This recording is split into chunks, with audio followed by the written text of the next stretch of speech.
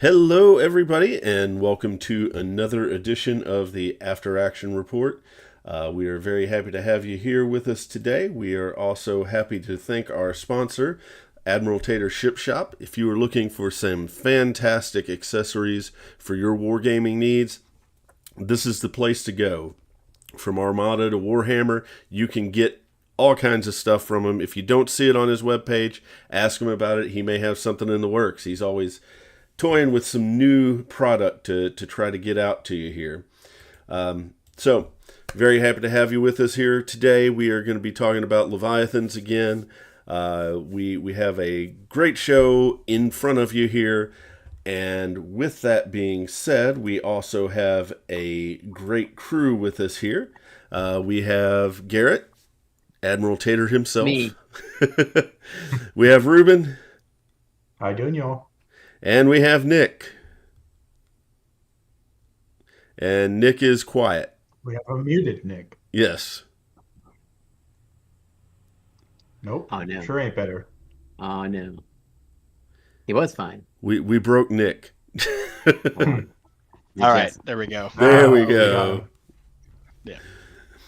Oh, man. So do we have any news to bring up before we get into topic today? I knew Yark has his rules, but that's not super pertinent. They're That's not busted. related. That's not related at all. I heard that maybe, potentially, Europe might, maybe, start getting their Kickstarter stuff. Which is required for them to release at retail. Are we just saying that yes, it'll happen, or that there's a date? Because I've been under the assumption that yes, it'll happen. I don't know. Apparently, it was close or something on the Kickstarter page. I thought it was closer to 2 months ago. I don't know. I have no idea. We are anxious for that happen. We are anxious for that to happen because we would like to see ships all over the place. More importantly, I'm very very anxious to see the American ships. Which won't happen until everything else hits retail. Yeah. And we've had at least 4 people that we could have just sold a fleet box to. Since we've been at Chaotic Good doing this. At least 4. Well, I mean, I know it's a captive audience at Adepticon, but so many people bought Leviathan stuff. Mm-hmm. Obviously, it's a seller. Yeah. Yeah, it's clear. I mean, it's every time we talk about it, everybody's like, "This is really neat." Like, people are willing to give it a shot. It just needs to be look at it, and it's just like Armada, how people look at it and they're like, "Oh, this is pre-painted stuff. Wow, the barrier to entry for this is just so low that you can get so many people that won't play a traditional miniatures game because of the hobby aspect of it into stuff like this super easy." They can buy it at the store and start playing it. Yeah, immediately. Right. That'd be same. awesome. Pick it up. And So some news as far as the channel is concerned. A couple of new things that should be cropping up before too much longer. One, I do finally have a Blood Bowl map that will work on the streaming rig, so we may see some Blood Bowl streams before too much longer, which I'm excited about because I do really enjoy that game. Also, we will be opening up a channel for Malediction. Is that correct? Yeah. I want to get that set up this week. We're going to be advertising at Chaotic Good. We'll be having a demo event May 9th, pretty much all day. So they got you too, Chris. What? No. I haven't played it yet. I want to play it. I want to try it. Hey, look, you put tabletop strategy in front of me, and I will try it. It may be bad. Honestly, it's exactly in your skirmish game, kind of more tactical model movement stuff, not the big army stuff. Yeah. Right up your alley, man. Yeah, I'm not so much on big army because I do like to have a life, which I don't have much of one, but yeah, don't remind me. I'm painting for another event, so I'm just constantly in the hobby grind. It hasn't stopped since 2 months before Adepticon. It's horrible. Yeah, I've got some stuff that I've still got to paint some of my Blood Bowl stuff, partly because I did not realize that with the latest edition of the rules, some of the team setups have changed, and I'm really really upset that I can't have as many of my Orc Biggin blockers as I used to be able to have. So this makes me sad. I've lost some strength to my team. Man, it's awesome how like that game is big again. Yeah, it's just chugging. Like I know. really You hear about it every like few years. I'll be like, oh yeah, Blood Bowl, and then it's like all of a sudden it's like boom. It's like, oh, people are just like really playing this still. Yeah, like new editions and like it just models. disappears. Yeah, It's crazy. And it's one of GW's original specialist games. Yeah, it's the only. I wish they brought back Mordheim. Man, we played a bunch of that in college. yeah. If they gave us a new edition of that, I'd probably play it. Where are they going to make it in their factories? It uses most of the same models, so you would just use like ALS models or old world models. Nice. Yeah, they could do that. Well, I do enjoy Necromunda. We've had to put our campaign on hold for a while, but yeah, we do that on a fairly regular basis too. But we are. I wanted to circle back real quick. I finished the point. We started that. That was Malediction. Demo day, May 9th, from 12 to 6 at Chaotic Good. I'm going to post details in our Discord channel probably tomorrow. Yeah, we're a bit scattered today. Yeah. Me too. All right, elevator pitch me on Malediction and everybody else watching / listening. Garrett, you want to go or do you want me to? I gotta go. Fine. I can give it. Listen, if you like Magic, like the system, not the spending of the money, okay, it's a great game because the card deck building is similar to Magic, but you buy known quantities of cards. So to get a specific card, there's a specific thing to purchase, not a booster pack. There's a couple factions, like the colors, and then the game has like a seeker, which is kind of like a commander, I think is the right word. And then you build your deck around that. But then, unlike Magic, there's a board that's 2.5 by 2.5 feet, very small, but not too small. And as you play cards, you deploy standees or 3D printed miniatures or resin printed miniatures corresponding to your cards, so that there's figures on the board actually doing what the cards are doing. And then you and your opponent are fighting over those. The board terrain and these things called relics. And, you're killing the enemy. You're trying to control these relics on the board for, like, objective, points that you pick up and, like, gives you more powers.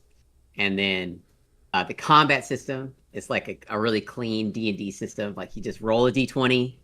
You look at your cards, what does it take to hit? Does your defense defend or beat it? And then you just go from there and apply wounds.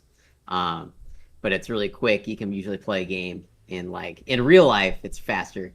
We play a lot of TTS because they have a official TTS mod, which is awesome. It's really well implemented. Yep. Yeah, so you don't have to spend a dime if you want to just try the game on their TTS mod. But if you're super into 3D printing, it's a cool hobby, because if you buy like a secret pack or a starter box, you get all these models you can download and print, or you can buy them already printed, or especially if you're like traveling, there's like little standees that come with them, and so with base sizes, and so it's really portable that way too. But yeah, no, it's just a good fast system, like an hour and a half game. Or shorter, depending how quick you are. Analysis paralysis can hit anything. Yeah. To me, it's been a lot of fun. I've watched it, and it looks like it feels similar to War Machine. Yeah, I wish I knew what that was. I don't know what War Machine is. I've heard of War Machine for years. I have to play a game just to see how apt that comparison is, because that's what a lot of people have said. Your main hero is a lot like a Warcaster, and then you're doing movement shenanigans and combo pieces and getting pieces into a position where you can then destroy them with follow-up units. So it's got that kind of like combo movement War Machine style play to it. Yeah, it's got all that. And I'll say like the art and ideas behind the creatures and the lore is like actually good. Oh, there's a lot so of like, there's a lot of garbage tier card games out there that, the like art in this game is. I was looking at, we were at Adepticon and there's like this booth. I can't remember what game it was, like Necromancer or something. That could be the wrong name, but it was like the most obvious like AI art generated banner ever. Like all their cards were AI. This is like professionally drawn and stuff, which is pretty cool. Yeah, it's really consistent between the cards and everything. The lore, it's all there, like dark fantasy. So Yeah. if that's down your alley, it's really good. I'd say very Frank Frazetta. Like that era of that 80s style of fantasy art, but modernized. Really good. Gives some real, what would you say, Nick? Like early 2000s Magic? So like right when they first went to digital art with the Magic cards, that's what the style, the vibe of the art is. It's really, really good. Yeah. And no duds of like art. Like there's no like, I like Unlimited, but like some of Star Wars Unlimited's card art is, I think, horrendous, just horrible.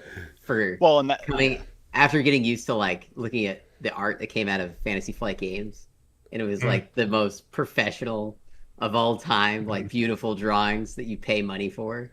To like now it's like rough comic book art on cards, basically. Cartoon art. Yeah. So we'll do an episode on Malediction at some point. We can talk about it then. But today we have Leviathans, the Great War, and we're wanting to talk about how to start your game of Leviathans, which, for people like Garrett and I, this is going to be a refresher on, how we start the game. Yes, I'm teasing. Look at the book each time. Yeah. Garrett looks at me and like, how do I play this game? I haven't played in I don't remember. Week. And I'm like, Garrett, you should really remember a week. Am I just playing this game too much? Is that what's going on here? Thinking about it too much.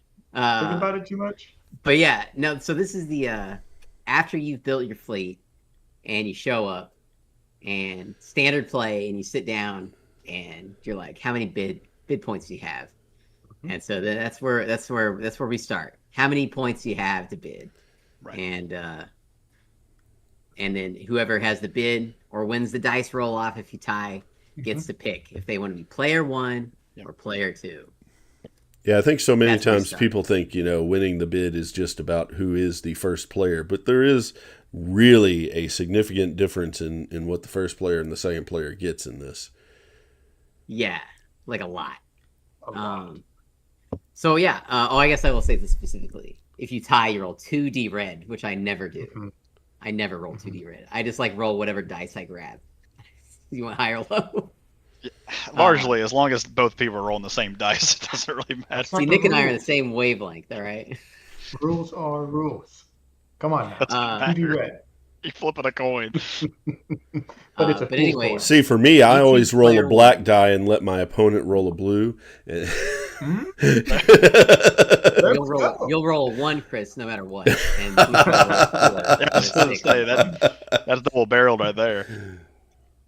But anyways, let's say you pick player 1. What does player 1 do? Who wants to say what player 1 does? Player 1 picks the scenario. Yep. But I got all sorts. I got notes because I'm prepared. Professional podcaster around here. I got a whole rule book in front of me. Oh yeah, what do you want? Right? That's not rule synthesis and strategy. But keep in mind, despite the fact that the first player gets to choose a scenario, the second player can veto that first choice and then force you to choose something else, which would be significant if it were not for invasion. Yeah. So let's strategically. I'm of the opinion that you should present the mission that your fleet is favored against your opponent, but not the most favored. I think that's the best strategy for when you're opening as player 1, because you can gain an advantage and you threaten your opponent, with a even more advantage matchup if they don't feel that they like the pairing. However they've done their assessment of the fleet matchup, if they don't like that mission pairing, you're threatening them with something even stronger.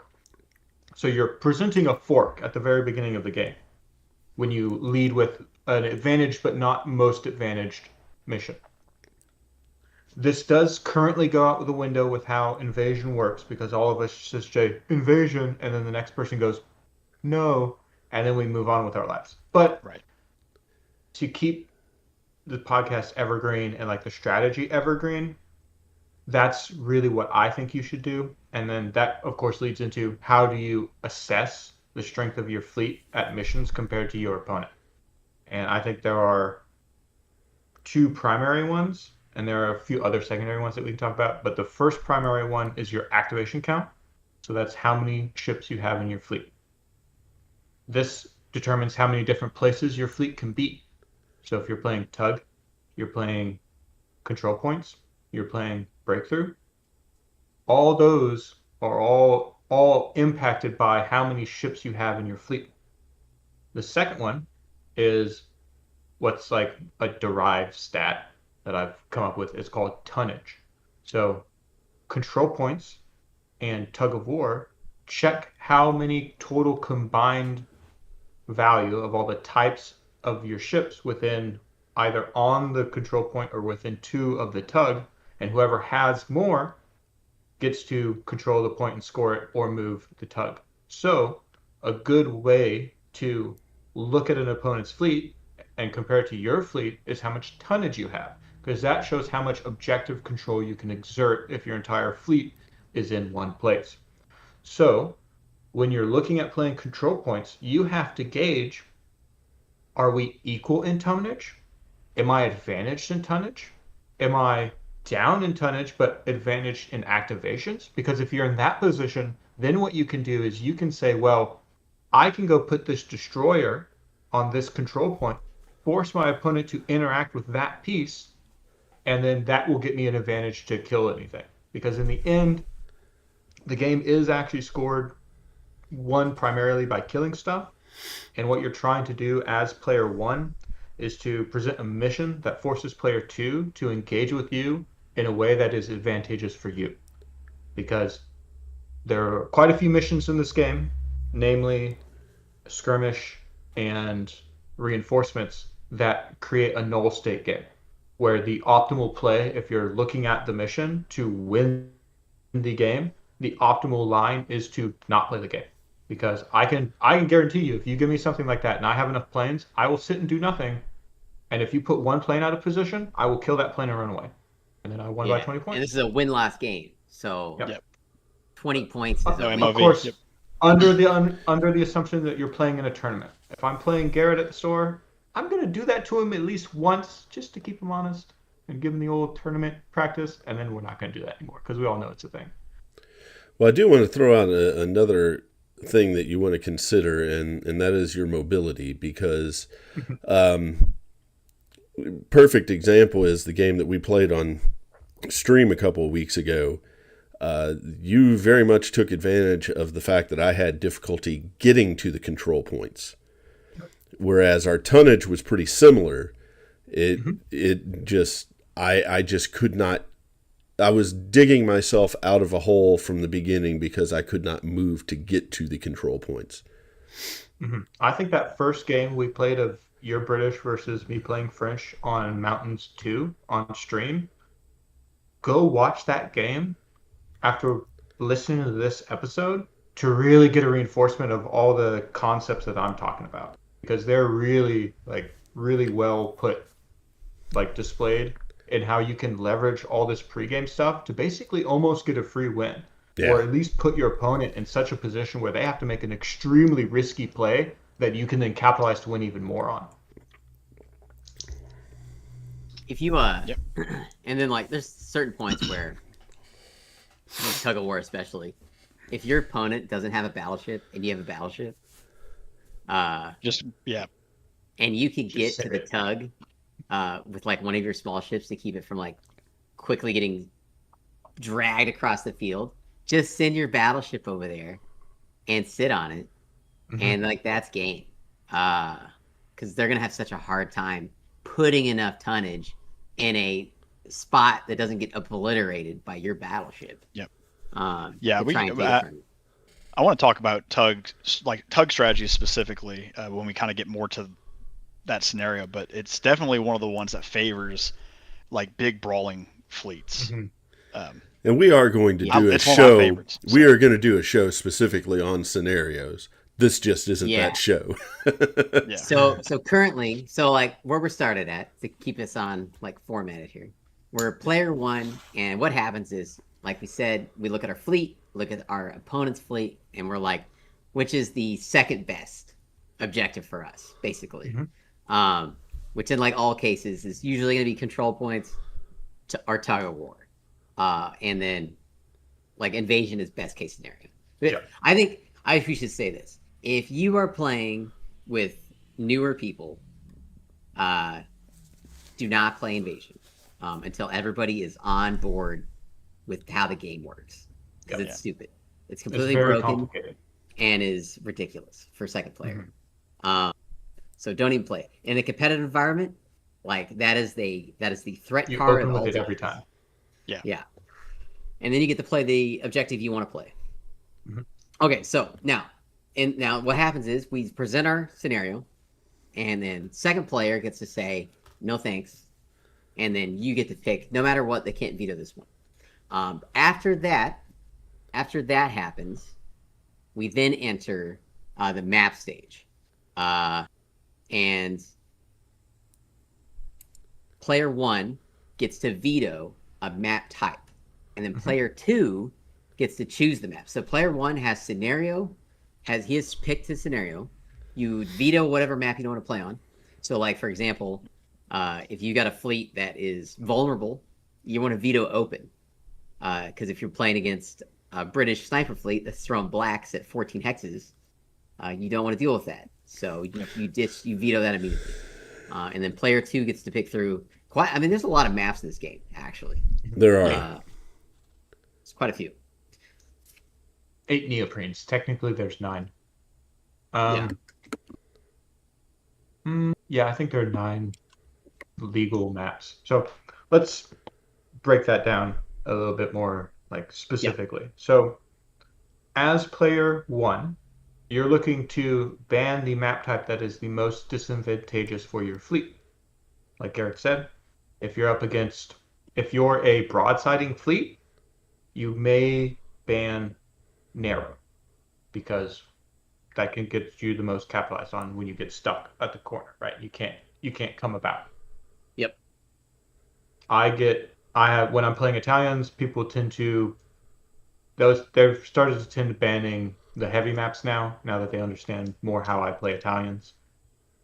I found that British really, really hate Mountains 2 because of how you can control that channel in the middle, and they're just not fast enough to attack on the flanks. Get around it. Yeah, that map is very strong. The bigger problem is that there is no open channel across the map. Okay, so it essentially splits the map in half, and if you're running sniper guns, then you don't get to take advantage of them. So that links into what player 2 is doing. Player 2 is looking to pick the map that maximizes their fleet's advantages in mobility, because the mobility stat that matters in this game isn't your raw linear hex speed, it's your hex before turn. Because the lower your hex before turn is, the more you can capitalize on these heavier maps. And since you already know what the mission is, and you know the style of fleet you're playing, especially as second player, you can present a map that really helps your fleet play the mission to its strengths. So like Highland Mountains 1, the one that's got the 3 mountains on each side and then the just open area in the middle, that's a great broadside map. Because if you come in at the right angles and do some cloud shenanigans that we'll talk about later, you can get your whole broadside in open terrain and just shoot the crap out of whoever is trying to stand on any points. And I think it's also key key that you keep in mind that the orientation of the map is player two's choice. It doesn't seem like that much, but all the maps are designed in a way where it's advantageous for player two to have the map oriented in a specific way because it gives them more mobility options. Yeah, there's a couple, like the one we were just talking about, the channel map is actually pretty different with how you can approach the choke point. And then I think your jungles map that you have is pretty different on each side with how you can like if you have an HPT of 3, like you almost like you are messed up on some of those maps. You can't move.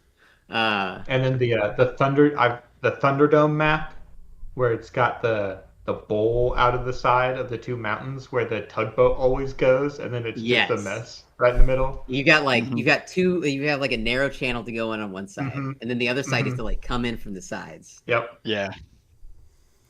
And there's all sorts of little ways, right, where if you practice your fleet playing second player, you can develop play patterns and openings that give you leverage on those turns 1 and 2 where you get a board position advantage without firing a shot.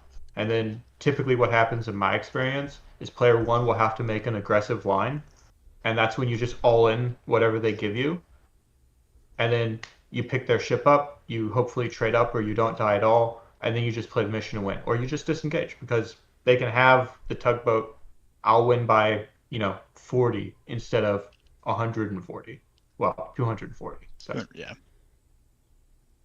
And then the other thing to keep in mind, when you are second player, you get to pick clouds. Clouds or no clouds. So you are thinking about that while picking your map at the same time. Because you're going to be able to determine if you pick a really crappy map like jungle and you're playing tug of war, like Nick and I just did, you can slap a heavy cloud down and make getting to the ship very difficult for your extra opponent. turn. Yeah. Yeah. So second player picks a map that gets placed down. Now now it splits because a lot of times the like control points demands that you put your control point tokens down on the board before you do cloud placement. So now there's this weird, like some you just move immediately to clouds like skirmish, or you have to set up the actual board state for the scenario first and then move on. But we'll worry about that when we talk specifically about scenarios, because the next thing is clouds. And Nick is going to cover clouds. Yay, clouds. I love clouds. So they are Screw you and your clouds. They're such an important tactical component to your list. So there are two types of clouds, light clouds and heavy clouds, and they come in all different shapes and sizes. Some of the smaller ones are just like 3 hexes. Some of the bigger ones are 7, 6 or 7. 2 7s, 1 6. The fog bank, my nemesis. Yeah, like I love the fog. Line one. Yeah, the two lines. And so, like we said, when you go into second player, and you decide, yes, I want to use clouds. No, I don't want to use clouds. It really depends on your fleet.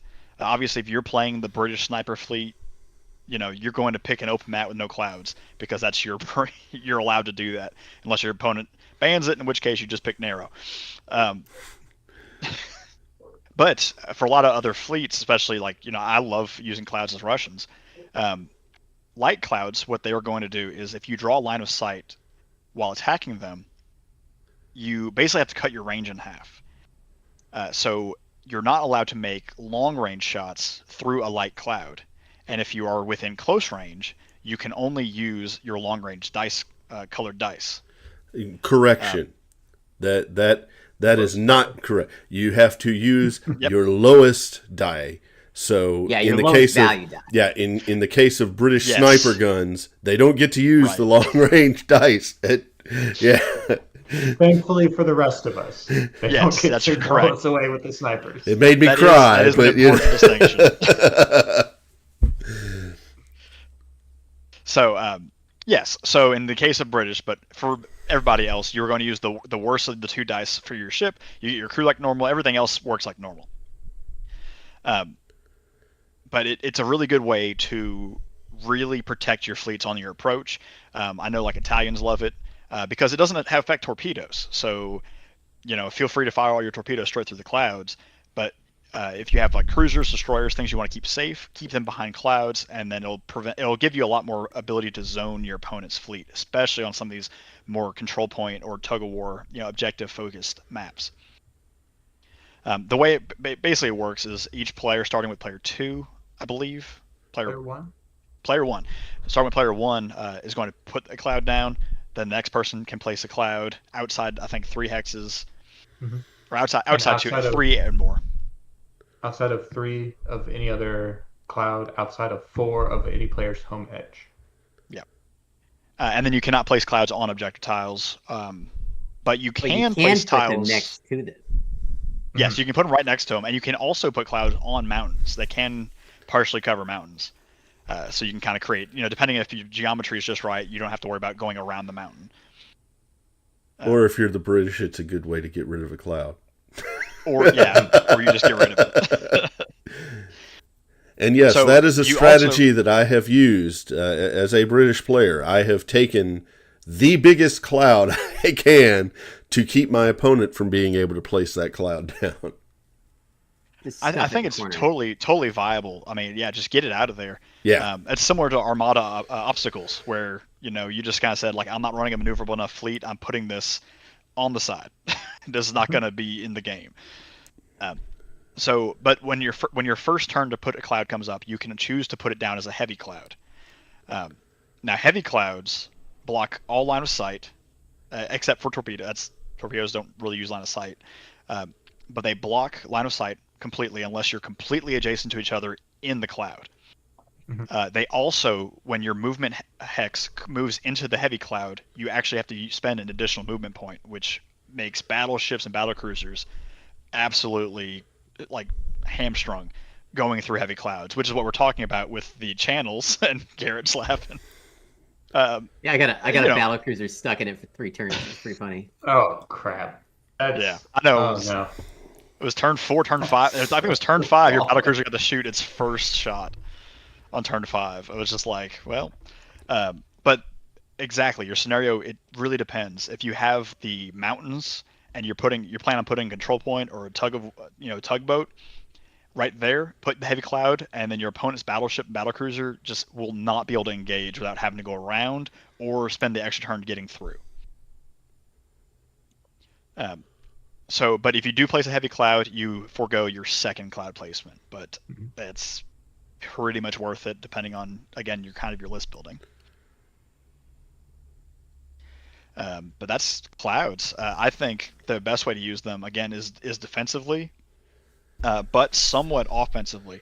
I know I've done cloud placements where somebody wants to put a cloud on a control point, and because of the within 3 cloud placement, you can kind of put a small cloud in just a position that the control point, you can kind of draw a bead through it, so your opponent doesn't get to put a cloud exactly where they want to cover their approach going through. Yeah, if you've got a lot of armor, and you put a cloud like on a control point, like the enemy can never get enough dice to kill you. Adjacent to, yeah. Which is the biggest part, because they'll just be shooting you and just are always rolling like their green dice from a crappy gun, and are just like never gonna breach your armor. You just sit there forever. And the other thing I want to talk about with clouds is they are phenomenal for fighter planes. And when I say fighter planes, I mean our beloved and holy machine gun turret fighters, who, when they sit in clouds, take half AA damage from all sources, which is phenomenal. But MGU for full. But still get location die and all 3 red or yellow dice or whatever. But and then like if you put a fighter plane next to your machine gun turret in the cloud, like that stuff's just not dying. It's not dying anytime soon. No. Which is phenomenal. So that's another amazing use case. It makes me think. It makes me think of something amusing to try, which would be to have a fighter alongside a bomber sitting in a cloud next to the control point, forcing them to come to you and just letting the bomber do its thing. Yeah, if your bomber ever gets there, Chris, these slow bombers. We need aircraft carriers so they. Yeah, we need Everybody we talks should. about aircraft Yeah. carriers. We should have like the float plane even defenders. the seaplanes. Like we could launch airplanes like they launched seaplanes in World War One. Just drop them off the edge, and they would get enough lift to take. It's actually a lot less of an issue deploying planes from the air. Yes. All right. Anyways, we have now. We're good at tangents. Well, did we say this? Did we say the heavy cloud? If you place one heavy, you only get one cloud. Right. Before go. Did we say that? Yeah. So I've got a bunch of strategy about clouds.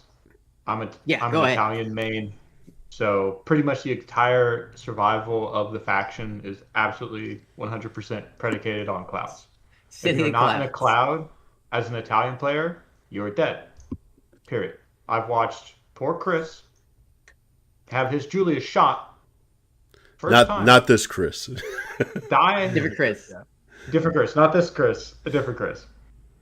Die to the first shot like 4 times. And every Jean single Bart, time. long range, 2 shots. Just kills him. Yeah. Just dead. That's why. And every single time, Julius is not in a cloud. And I go, well, why isn't this Italian destroyer with 17 or 18 SI not in the cloud? And he goes, I didn't think it would happen. But it's happened 4 times. There's no armor on. There's no armor on these things. Your breach value is a 13. You're done. You're cooked. It's GG. Get out of here. So, first type of cloud, the preeminent primary strategy of clouds is what I call a staging cloud. So a staging cloud is a cloud that allows you to be near the objective in the cloud for at least 2 turns. So for Italians specifically, you take a 7 hex cloud, you put the back of the cloud 13 hexes from your board edge towards the objective or objectives you want to threaten. What this allows you to do is it allows you to put your battleship on turn 2 either in the first hex of the cloud or right behind it. So you check your lines of sight. It means you're not getting shot at all. None of these ranging shots are going to hit you because Italians are much, much more susceptible to these ranging shots than any other faction. Pretty much every other faction, they can trade some ranging shots with their saturation guns at each other and generally kind of be okay. Italians, no. If you get hit at all before your go turn, you have lost. Period. Your game is over. What you can do from there with a staging cloud is you can move 1 hex and then you're in the cloud, still safe. You can do that again turn 3 and they have to be within 6 of you to shoot you. And if they come in that close, Italians have a supreme amount of guns. So if they stick their nose out too close to you, you'll do a bunch of damage to it. And you probably won't die because of how the dice manipulation changes and they have to bracket and some stuff like that. And because of how you're oriented with your nose at the objectives, you can use your torpedoes safely, staged in your cloud, ready to hit them. And because of that placement of the cloud, when you do go, you send your whole fleet into whatever they present you. You're not going to get blocked by the clouds because the biggest problem with your go turn is that you get half stuck in the cloud and now half of your guns are at long range instead of close and your damage potential is bad, basically. Don't forget, you can bracket fire your better gun with your worst gun that's in the cloud and still get it. True. But I would rather be shooting double the amount of yellow dice than some blues. Sure. So, next type of cloud that combats the staging cloud is what Nick was talking about that I call the zoning cloud. This is a cloud. It's typically the 3 hex ones. This is the cloud that you put somewhere to stop a staging cloud. Because it's small, you put it in just the right position where it's not going to block a line of sight, but it keeps that staging cloud from being close enough to the objective to where they can burst out and hit you at close range. That cloud is the hardest one to learn because it's the most emergent knowledge of the rules. Because if you just read the rule book, you don't really understand a zoning cloud, but the minute you start playing a lot and you know the rules and you go, oh, wait, because of this rule, I can do this thing, which will stop this play that this person did to me last time. That's like emergent rules, right? So zoning clouds, I don't tend to do them, but now I'm playing like French and British, and they don't really need that. I still do the staging clouds because it's just such an easy way to play the game, especially when you're playing broadside factions. Because what broadsides want to do is they want to have their staging cloud, like instead of being straight at whatever you're going for, you want to be offset to it like this, so that your bow is safe, so they can't come around and cap you. And I've only learned that recently, starting to play this tight spin British stuff. Final type of cloud is a blocking cloud. Now, what a blocking cloud does is a cloud that you use to actively negate your opponent's game plan. So there are two major types. One is the heavy cloud, and that's what you use to stop an opponent from being able to engage within an objective through a choke point. So a really good example is the heavy cloud that's on Mountains 2 that I put like I think it was the first game we played on stream, Chris, where I had the heavy cloud that was like right in the middle. I don't recall. But then again, I've got the remember, memory of a gerbil, so. Yeah, right. So anytime you use a heavy cloud as first player, you place a heavy cloud and it impinges your opponent's ability to get to the objective. That's a blocking cloud. That's a really good way to think about it. The other way that a blocking cloud is really good is when you use the 6-hex, the 7-hex light cloud. When player 2 has his two control points, or there are two control points right next to each other, and there's that little 2-hex niche between them, and you put the 7-hex cloud on their side of it, that means that as they approach the objective, they can't shoot at you, and you can wait. And if they want to play with the objectives, they have to come through the clouds to get to you, or you're fighting at very close range where if you built your fleet right, you have the advantage in firepower. So that's another good way to use like blocking clouds to impinge your opponents attacking you as you approach. And if they have less than 5 movement points, it adds an entire round that it takes for them to get to the control point. So we've started to see a lot more heavy clouds being played in our meta as our players' skill has grown and understanding the rule synthesis of, oh wait, heavy clouds allow me to keep my opponent from being able to get to these points-based, like location-based point scoring objectives. I think that coincides with we play a lot more tug of war, which heavy clouds make tug of war. I mean, that's your big piece with tug, because you can put that 6-piece heavy cloud 2 hexes back behind the tugboat, and if you can get your cruiser there first, it's going to be safe because no line of sight, and your opponent has to go through the cloud. And you can use the clouds like that where if you're on Highland Mountain 1 and you put the heavy cloud, like the fog bank, your player 1, you put the fog bank all the way to your left, where it doubles for 3 hexes, your opponent getting through there, and they can't even shoot until their entire ship is clear. Like, sure, they can stick their nose out and shoot you with saturation guns, but that's not near as dangerous as their whole broadside pack is shooting at you. If you're a broadsiding fleet and you angle your approach towards that heavy cloud, they can't come through there. So the only place that they can come through based on the map is into the channel, into your broadside where you've got everything laid out to shoot them. So those kind of clouds are like really important to learn, and that's really where our meta is developing. Like, we're developing skill in that part of it, because I would sit in clouds a whole bunch and hide and play Italians and full send at people, and people saw that stuff and they were like, oh, how do I deal with that? And then Garrett did a blocking cloud when he put it right on the 2 CPs, and I was like, oh man, that fucked my whole game. That was a great play, dude. That was crazy. And then I filed that one away for later for sure. Yeah. Because I'm only going to let somebody get me with something like that once. And now it's whoever can put the cloud down first, does it? Yeah. Right? And now it's like, and now we're like, well, we basically always have to brawl each other because we're always putting these clouds in places. And then we're sitting here looking at the maps, all like collectively thinking about the game, and we go, well, what if I just took a heavy cloud and put it here, and now you just can't get to the point?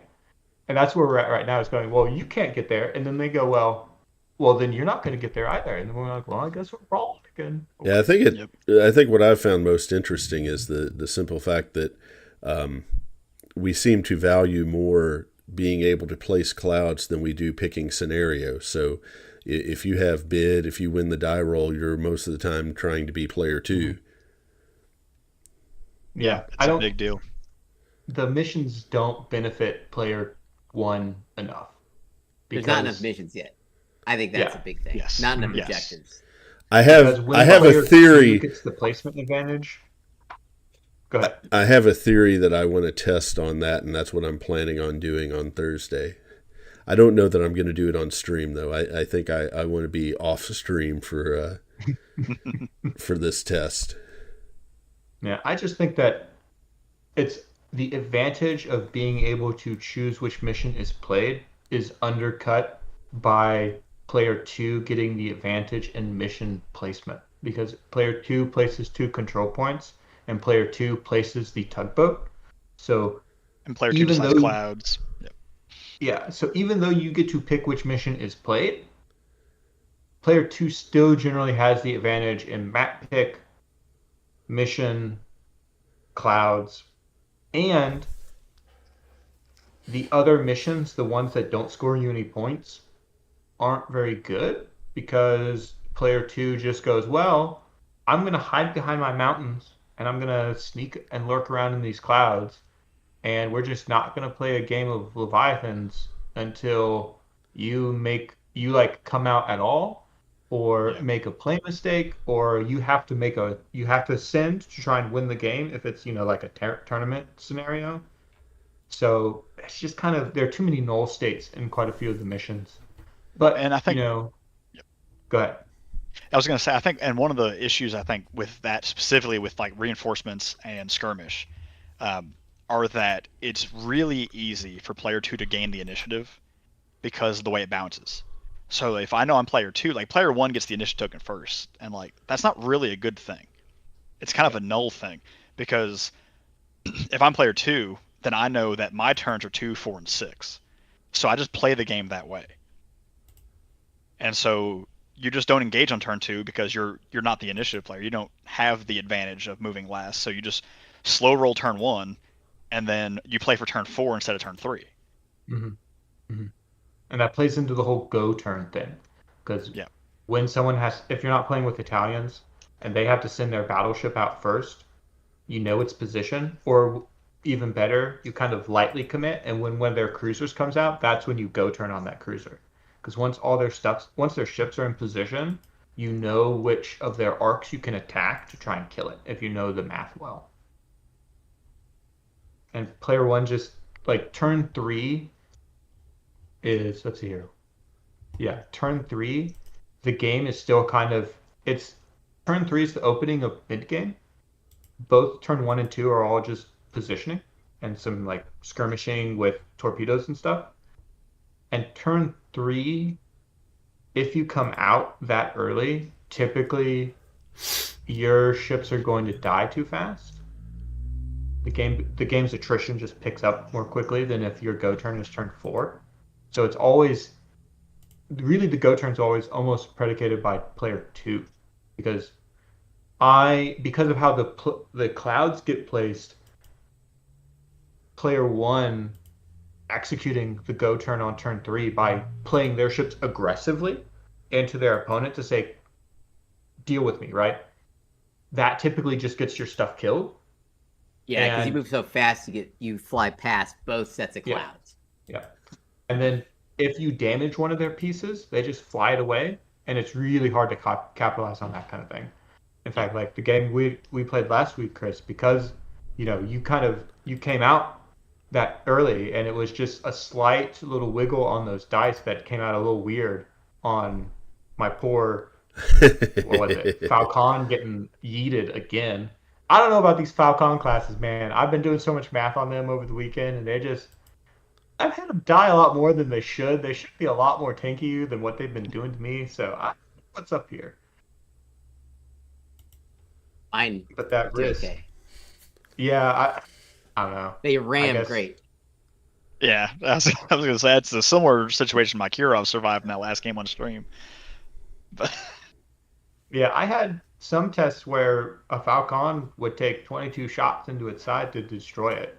So Yeah, there's a few times where if you roll low the first like 3 attacks, the armor becomes so hard to get through.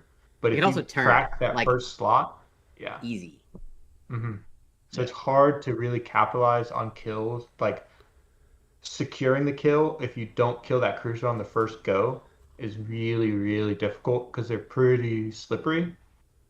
And battleships are really, really hard to take down. It usually takes about 3 turns of your game to go turn battleship, and it's going to be shooting you back, and like it Right. gets pretty nasty.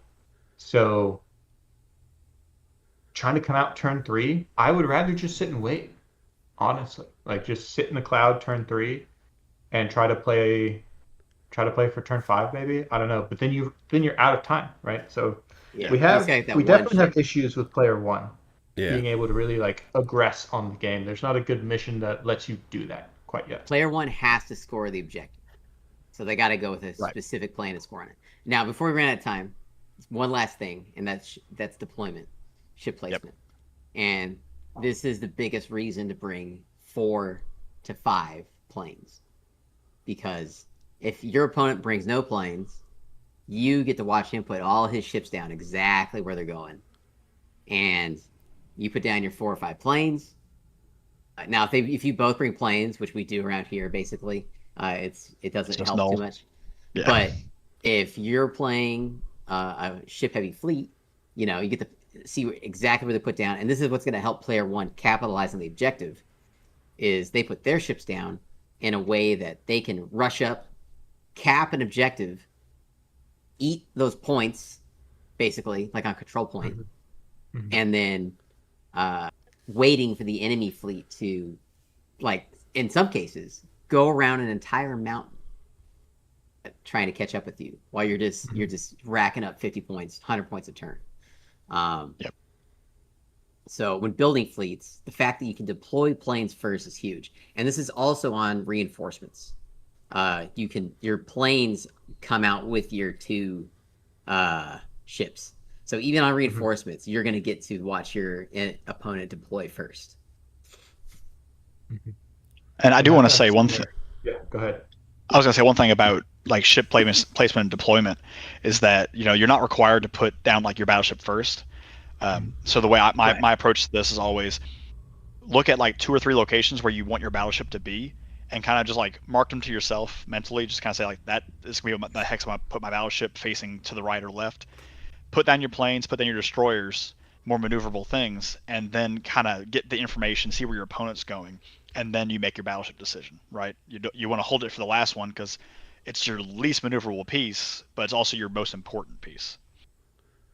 And I was gonna say, sitting here thinking about this, maybe those player 1 fleets, like if you're designing your fleet to not really bid, you think you've designed either a take all comers fleet that can play with advantage in either way, or you've played a fleet that really wants to leverage particular objectives. And I think right now, archetypically, Big Heavy is a non-bidding fleet because it's really good at tug and it's really good at invasion. So you just go tug, invasion, and you just cram your whole fleet down their throat. Maybe in those instances, that's when you send that destroyer that you typically play in these fleets, or if you're playing a full ship battle line, which is what I'm testing right now as an archetype, because I played a lot of squads battle line or full group battle line. So now I'm trying groupless battle line to see how it plays slightly differently. Having that extra destroyer on that turn 3 after everything's moved, you go, okay, well, don't commit my battleship, don't commit my cruiser, stage in my cloud. That's when you send that 170-ish point destroyer onto one of those control points. Because then if you don't commit with your fleet on turn 3 and they don't either, you get a free 50 points off of it. And maybe Yeah. that's a thing that Garrett, you just kind of got me thinking about. It's like a strategy to be playing first player.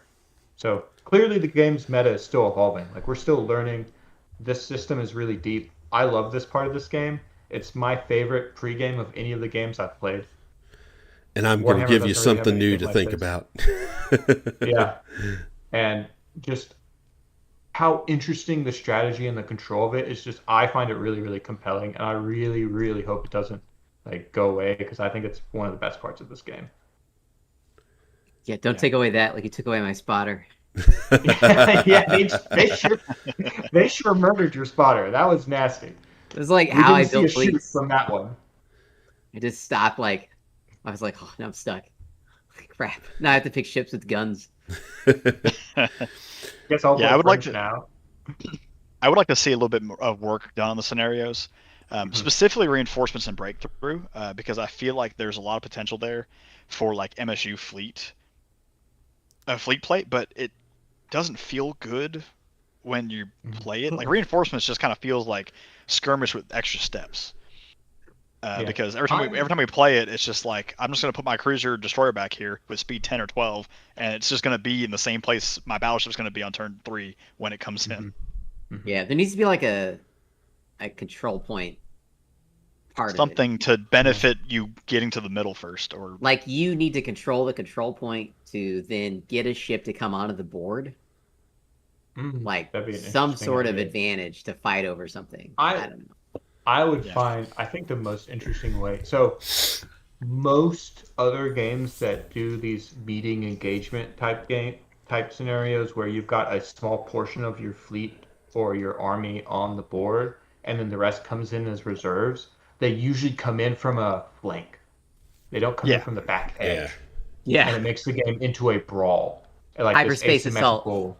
Yeah, Exactly. right. Hyperspace Exactly. assault, any meeting engagement. There's a bunch of stuff from Flames of War that has these kind of ideas in them. Like the more historical war games, they understand that like a meeting engagement, the reinforcements tend to come in from weird areas. So they'll have randomness from whatever table quarter stuff comes in. So that would Yeah, I be wouldn't an mind interesting idea.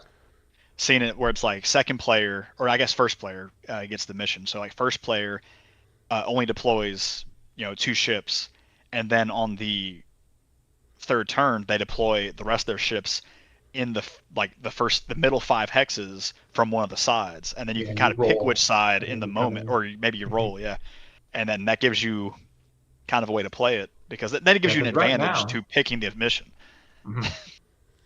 Because right now there's not really, like we said before, there's not a whole lot of advantage to actually picking which mission is played, because none of them really benefit first player. Yeah. Outside of invasion, but invasion is just too good for your opponent to ever let it come through the ban step. Yep.